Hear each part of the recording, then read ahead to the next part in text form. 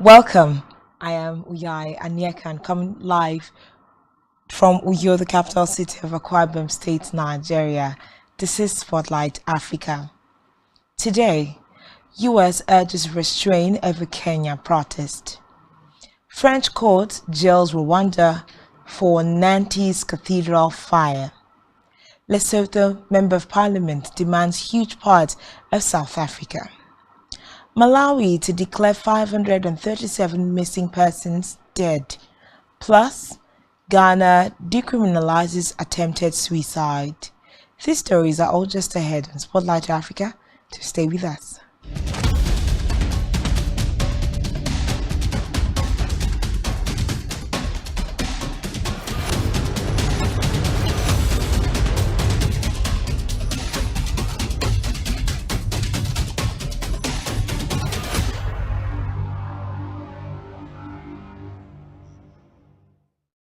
Thanks for joining us. First in Spotlight Africa, Kenya, the governor Kisumu in Western Kenya, the stronghold of opposition leader Raila Odinga, has suspended opposition protest in the country. Governor Anyang' Nyong'o said protesters would instead go to the capital Nairobi to join the demonstrations that have been called for twice a week on Mondays and Thursdays by Odinga. According to reports, they are to protest against the high cost of living and what Odinga calls electoral justice after last year's election. Nyong'o said he had taken the decision after consultations with his party.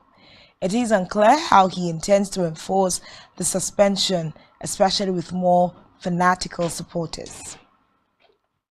In a related development, there is a heavy police presence in Kenya's capital, Nairobi, after the government banned opposition protests that are scheduled for today. Local media outlets have been sharing pictures of water cannons and riot police stationed in opposition strongholds across the city. Roadblocks have also been mounted on roads leading to State House, the president's official residence. According to reports, businesses have been opened in the city center and public transport vehicles are operating. Authorities have, however, suspended train services in Nairobi ahead of expected demonstrations. Protesters in the western towns of Kisumu, Homa Bay, and Migori have already blocked roads with bonfires and rocks. Meanwhile, Deputy President Rigathi Gachagua arrived at his office at dawn and has urged Kenyans to report to work.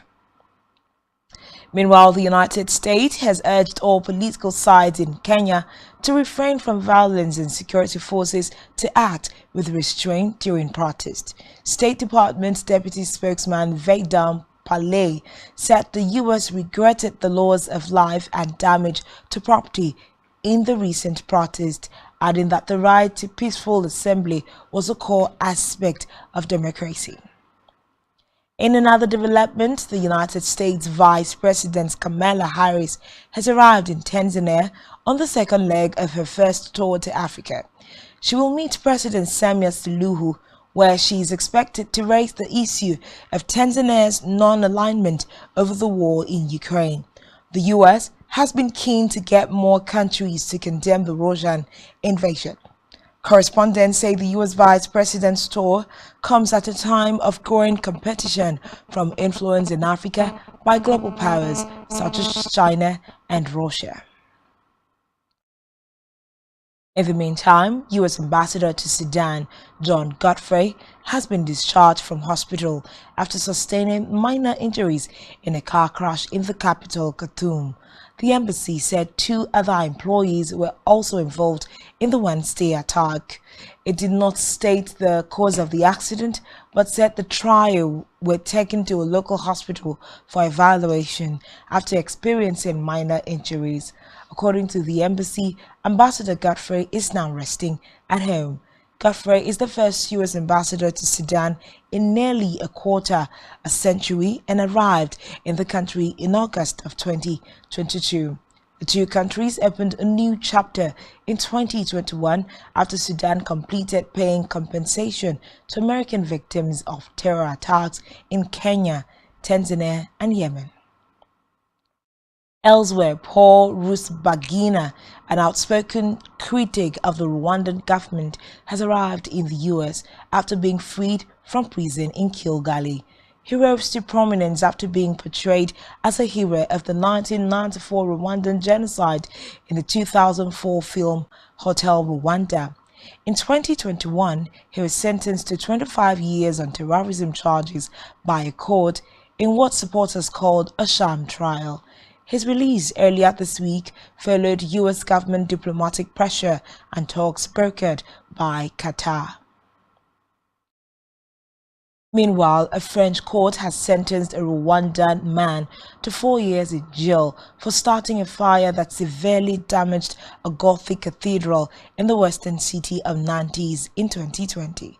On Wednesday, the court ruled that Emmanuel Abashenga, a volunteer at the Cathedral of St. Peter and St. Paul, was not mentally sound at the time of the fire. In addition to the prison sentence, the court also banned Abashenga from staying in the Loire Atlantic region where Nantes is located for 5 years and prohibited him from bearing arms. Abashenga is also facing legal action for a separate incident in which he allegedly killed a priest in Western France in 2021. In the meantime, South Sudan's President Salva Kiir has appointed a new defense minister replacing Angelina Teny, who he sacked earlier this month. The appointment of General Cole Thurn Balak was announced in a presidential decree read on the national broadcaster. The South Sudan news agency gave that Thurn is from the Sudan's People Liberation Movement SPLM of President Salva Kiir. Prior to his appointment, he served as Deputy Defense Minister under Teny. Teny is from the Sudan People's Liberation Movement in opposition SPLM-IO of First Vice President Riek Machar. Aside from firing Teny, Kiir also swapped the Ministries of Defense and Interior, moving defense roles to his party and the Interior docket to the opposition. Away from that, police in Senegal fired tear gas and stun grenades at people demonstrating in the capital Dakar on the eve of a libel trial of an opposition leader. Authorities have banned protesting relating to today's resumption of Usman Sonko's court case, but the main opposition coalition says it will defy the restrictions. Sonko is accused of defaming the tourism minister Mami Mbaye with allegations of embezzlement. He denies the charges.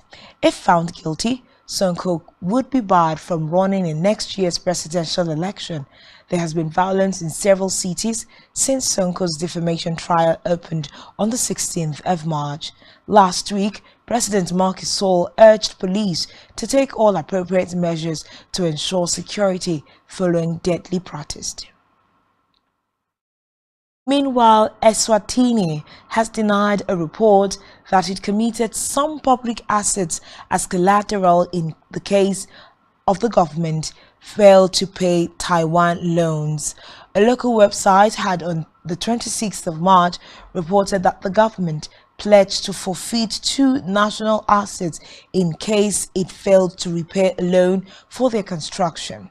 Eswatini took a loan from Taiwan's Exim Bank for the construction of the International Convention Center and 5-star hotel Fish to host government offices and meetings. In a statement on Wednesday, Eswatini's Economic Planning and Development Minister Thambo Gina said he was not aware of such an agreement, saying Eswatini laws do not allow pledging public assets as collateral for loans. Moving on from there, Botswana's government has dismissed allegations that it plans to arrest and kill exiled former President Ian Khama if he returned home. In an interview last week, Khama told newsmen that he had information about plans to arrest and poison him upon arriving home from South Africa, where he has been living in exile since 2021. He alleges the Botswana government fears his influence ahead of next year's general elections. But in a statement communication Permanent Secretary William Sensberg dismissed Kama's allegation as outrageous and unfortunate. U.S. envoy to Sudan discharged after Khartoum crash. Stay tuned for details of this and more after this time out.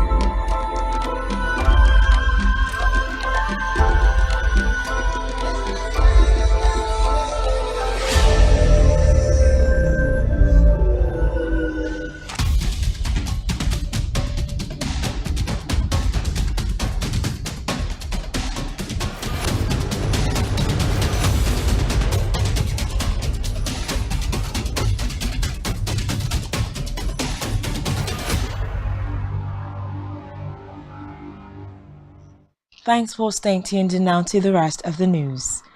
In Belarus, the President Alexander Lukashenko has met visiting Zimbabwean Foreign Minister Frederick Sava in the capital Minsk. According to Lukashenko, the two countries identified new areas in cooperation, including the humanitarian sphere, education, maternity and childhood care, and baby food. He said that Zimbabwean President Emerson Mnangagwa's wife would visit Belarus soon to deal with the issues. The Belarusian leader said he was continuing to deliver on commitments made during a meeting with Mr. Mnangagwa earlier this year. He said he had spoken to Russian President Vladimir Putin about cooperating with Zimbabwe and other African states and had secured his total commitment to this cooperation. Away from that, a female cheetah who was relocated to India from Namibia last year has given birth to 4 cubs, the first in the country in about 70 years. The Indian Environment Minister Bhupender Yadav described it as a momentous event in India's conservation history and tweeted a clip of the newborns. According to reports, Asian cheetahs became extinct in India 7 decades ago. Meanwhile, the Indian government released 8 African cheetahs last year in the Kuno National Park in Madhya Pradesh as part of an ambitious project to reintroduce the big cats. We move now to Zambia, where government has warned the opposition against holding anti-gay rights protests during U.S. Vice President Kamala Harris's visit in the country. Opposition Patriotic Front PF Party plans to hold protest ahead of Democracy Summit being hosted in the capital, Lusaka. Harris will arrive in the Southern Africa country on Friday and is scheduled to make an address at the summit, which is jointly being hosted by Zambia, the US, and Costa Rica, the Netherlands, and South Korea. According to reports, some 50 opposition members of parliament have claimed, without evidence, that the event is part of an agenda to impose gay rights on Zambians. Meanwhile, Amnesty International Zambia has called on the government to take a strong stand in support of LGBTQ rights and to ensure that the summit is not disrupted by protest. Meanwhile, Ghana's parliament has amended sections of the Criminal Offences Act of 1960, which makes attempting to take one's own life a crime. Following the amendment, attempted suicide will now be considered a mental health issue, requiring assistance by law. Meanwhile, Ghanaian health experts have been pushing for the law to be changed, saying attempted suicide is a medical condition that needs health support rather than imprisonment. Some survivors of attempted suicide had also called for resources to be spent on prevention. Reports say about 1,500 cases of suicide are reported nationwide every year. In a separate development, police in Malawi will declare 537 missing persons dead after Tropical Storm Freddy unleashed devastation in the country. The storm saw mudslides sweep through neighborhoods and bury people in mud. The head of the Disaster Management Unit, Charles Kalemba, told reporters that chances of finding the missing persons alive were slim after 17 days of searching. He cited a case where an entire village was swept away by a mudslide and police using sniffer dogs were unable to rescue anyone. According to him, the search operation in the area has been called off. In the meantime, Lesotho's parliament has debated a motion to claim huge swaths of territory from its much larger neighbor, South Africa. An opposition member of parliament wants to declare Free State and parts of 4 other provinces Lesotho's territory. The people of Lesotho, called Basotho, lived in these areas until the 19th century when they were seized by Afrikaners, white South Africans. According to reports, many Basothos still live in South Africa, especially in Free State. The Sesotho language is one of South Africa's 11 official languages spoken by about 4 million people in the country, as well as 2 million inhabitants of Lesotho.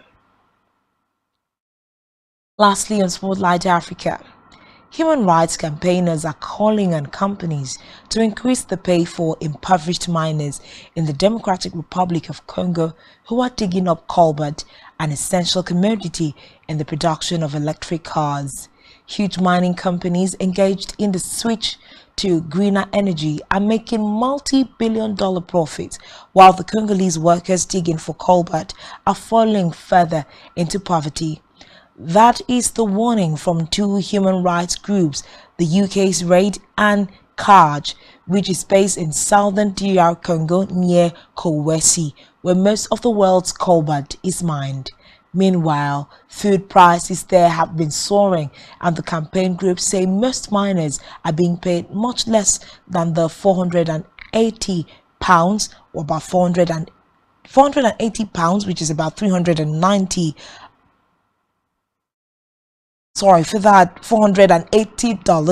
and £390 a month they need to support their families. According to reports, they want the mining giants, including those from Europe and China that operate DR Congo's industrial mines, to pay more, and electric vehicle companies to end contracts with cobalt suppliers exploiting miners. And that's all we have for you at this time.